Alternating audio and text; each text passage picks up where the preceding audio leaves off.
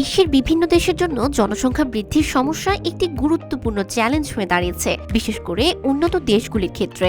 জনসংখ্যা কমে যাওয়ার কারণে সমাজে কর্মক্ষম মানুষের সংখ্যা হ্রাস পাচ্ছে, যা দেশের অর্থনীতি এবং ভবিষ্যতের জন্য উদ্বেগজনক হতে পারে। এই সমস্যা মোকাবিলায় বিভিন্ন সরকার নানা উদ্যোগ নিয়ে থাকেন। এসব উদ্যোগের কিছু কিছু কখনো কখনো বেশ চমকপ্রদ হয়ে থাকে, আবার কখনো বা হাস্যকর। কিছু পদক্ষেপ তো রীতিমতো বিশ্বজুড়ে আলোড়ন তৈরি করে।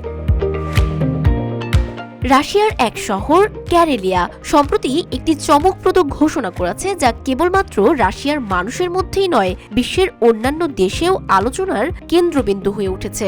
জেনে নেওয়া যাক কি সেই ঘোষণা। যদি কোনো তরুণী 25 বছরের কম বয়সে মা হন এবং সেই সঙ্গে তিনি পূর্ণকালীন শিক্ষার্থী হন, তবে তাকে দেয়া হবে 1 লাখ রুবেল বা বাংলাদেশি টাকায় প্রায় 90,000 টাকা।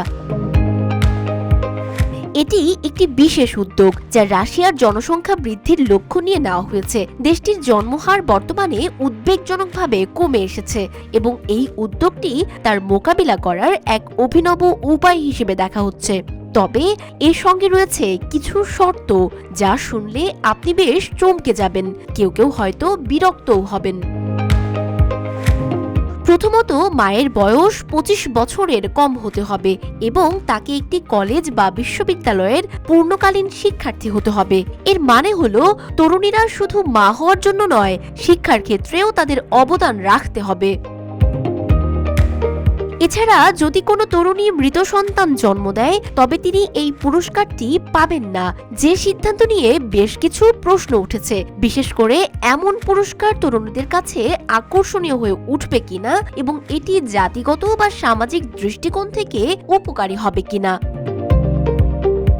ক্যারেলিয়ার প্রশাসন দাবি করেছে যে এই ধরনের পদক্ষেপ জন্মহার বাড়াতে সাহায্য করবে এবং একই সঙ্গে যুব সমাজের মধ্যে দায়িত্বশীলতার ভাবনা জাগাবে।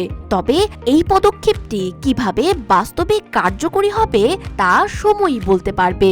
একদিকে যেমন নতুন মায়েদের জন্য এটি একটি সুযোগ, অন্যদিকে এটি সমাজে নানা প্রভাব ফেলতে পারে, যা দীর্ঘমেয়াদে রাশিয়ার সমাজে গভীর পরিবর্তন নিয়ে আসবে।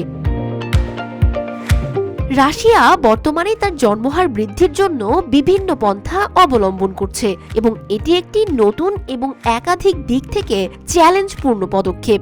এই পদক্ষেপ রাশিয়ার জন্য উপকারী হবে নাকি নতুন বিপর্যয় ডেকে আনবে, তা সময়ই বলে দেবে।